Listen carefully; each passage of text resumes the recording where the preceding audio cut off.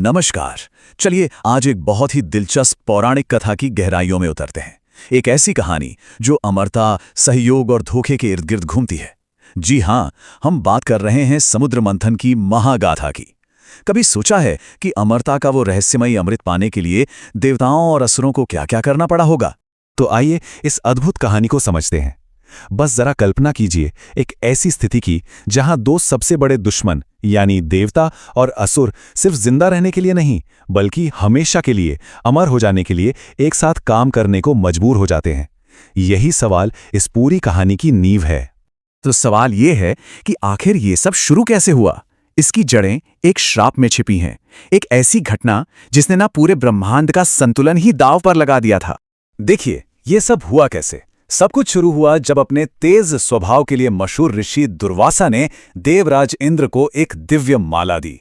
लेकिन इंद्र ने अपने अहंकार में उस माला का सम्मान नहीं किया, उसे अपने हाथी के ऊपर रख दिया और हाथी ने उसे कुचल डाला। बस इस अपमान से ऋषि इतने ज्यादा क्रोधित हुए कि उन्होंने सभी देवताओं को अपनी श्री यानी उनकी शक्ति, उनका ऐश्वर्य और सौभाग्य सब कुछ खोने का श्राप दे दिया। और नतीजा, देवता एकदम शक्तिहीन हो गए और उनके पुराने दुश्मन असुरों ने उन्हें बड़ी आसानी से हरा दिया। अब अपनी सारी शक्ति और राजपाट खोकर हताश देवता मदद की गुहार लगाने पहुंचे संरक्षक भगवान विष्णु के पास, और वहां उन्हें ऐसा समाधान मिला जिसकी किसी ने कल्पना भी नहीं की थी।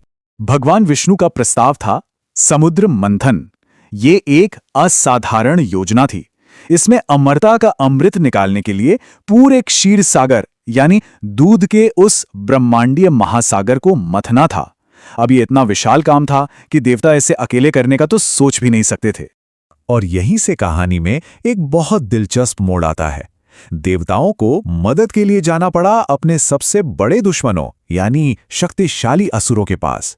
सोचिए, दोनों पक्ष एक दूसरे पर जरा भी भरोसा नहीं करते थे, लेकिन अमरता का लालच इतना बड़ा था कि वो इस नामुमकिन से दिखने वाले गठबंधन के लिए तैयार हो गए। तो मंच तैयार था। इतिहास का सबसे बड़ा और शायद सबसे महत्वाकांक्षी अभियान अब शुरू होने ही वाला था। अब इतने बड़े महायज्ञ के लिए उपकरण भी तो असाधारण ही चाहिए थे। मथनी के तौर पर विशाल मंदराचल पर्वत को चुना गया। रस्सी के लिए नागों के राजा वासुकी को मनाया गया, और जब पर्वत समुद्र में डूबने लगा तो स्वयं भगवान विष्णु ने कछुए का रूप लिया यानी कूर्मा अवतार, और उसे अपनी पीठ पर थाम लिया। लेकिन जैसे ही मंथन शुरू हुआ, अमृत की जगह समुद्र से कुछ और ही निकला। ये था हलाहल, एक ऐसा प्रलयंकारी विष जिसकी एक बूंद भी पूरी सृष्टि को भस्म करने के लिए काफी थी। जब ऐसा लगा कि अब सब कुछ खत्म हो जाएगा और देवता और असुर दोनों डर से कांप रहे थे, तब केवल एक ही थे जो इस महाविनाश को रोक सकते थे, और वो थे भगवान शिव।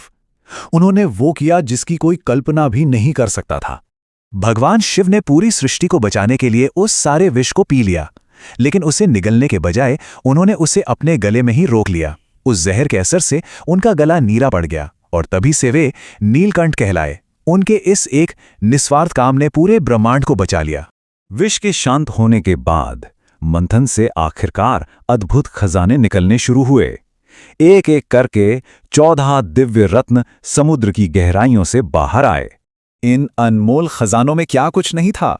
इच्छा पूरी करने वाली कामधेनु गाय, हवा में उड़ने वाला उच्चैश्रवा घोड़ा और देवराज इंद्र का वाहन ऐरावत हाथी। और सबसे महत्वपूर्ण, धन और समृद्धि की देवी मां लक्ष्मी भी प्रकट हुईं, और उन्होंने भगवान विष्णु को अपने पति के रूप में चुना। इन रत्नों को देवताओं और असुरों के बीच उनकी भूमिका के हिसाब से बांटा गया। और फिर वो पल आया जिसका सदियों से इंतजार था। स्वयं देवों के वैद्य भगवान धन्वंतरी समुद्र से बाहर आए, और उनके हाथों में था अमृत का वो दिव्य कलश, अमरता का रस। लेकिन जैसे ही अमृत सामने आया, असुरों ने अपना असली रंग दिखा दिया। उन्होंने अपना वादा तोड़ा, कलश छीना और भाग खड़े हुए। और बस यहीं से देवताओं और असुरों के बीच अमृत के लिए एक भयानक युद्ध शुरू हो गया। देवताओं को हराता देख एक बार फिर भगवान विष्णु ने हस्तक्षेप किया। इस बार उन्होंने मोहिनी का रूप धारण किया, एक ऐसी मनमोहक अप्सरा जिसकी सुंदरता देखकर सभी असुर अपनी सुध-बुध खो बैठे। मोहिनी ने अपनी चतुराई से असुरों को बहलाया, उनसे अमृत का कलश वापस लिया और उसे सिर्फ देवताओं में बांटना शुरू कर दिया। मोहिनी ने बड़ी चालाकी से सारा का सारा अमृत देवताओं को पिला दिया और असुर बस देखते ही रह गए। लेकिन एक असुर था राहु, जो उनकी ये चाल समझ गया। उसने चुपके से एक देवता का रूप धरा और देवताओं की लाइन में बैठकर अमृत की कुछ बूंदें पी ली। लेकिन इससे पहले कि अमृत उसके पूरे शरीर में जाता, सूर्य और चंद्रदेव ने उसे पहचान लिया और विष्णु को इशारा कर दिया। विष्णु ने तुरंत अपने सुदर्शन चक्र से उसका सिर धड़ से अलग कर दिया, पर क्योंकि अमृत उसके गले तक पहुंच चुका था, उसका सिर और धड़ दोनों अमर हो गए। सिर राहु कहलाया और धड़ केतु। कहते हैं कि आज भी वे सूर्य और चंद्र से बदला लेने के लिए ही ग्रहण लगाते हैं। तो अंत में देवताओं को अमरता मिली और उन्होंने असुरों पर फिर से जीत हासिल की। लेकिन इस महागाथा का असली मतलब क्या है? हमें इससे क्या सीख मिलती है? इस पूरी कहानी का सारना इसी एक विचार में छिपा है। ये हमें सिखाती है कि किसी भी महान लक्ष्य को, यानी हमारे जीवन के अमृत को पाने के लिए हमें पहले संघर्ष और चुनौतियों के विष का सामना करना ही पड़ता है। और यही इस पूरी कहानी का सबसे बड़ा सबक है। याद रखिए, अमृत से पहले हमेशा विष आता है। जीवन में कोई भी बड़ी और मीठी सफलता बिना कड़वे संघर्ष के हासिल नहीं होती। और ये कहानी हमें इस आखिरी सवाल पर लाकर छोड़ देती है।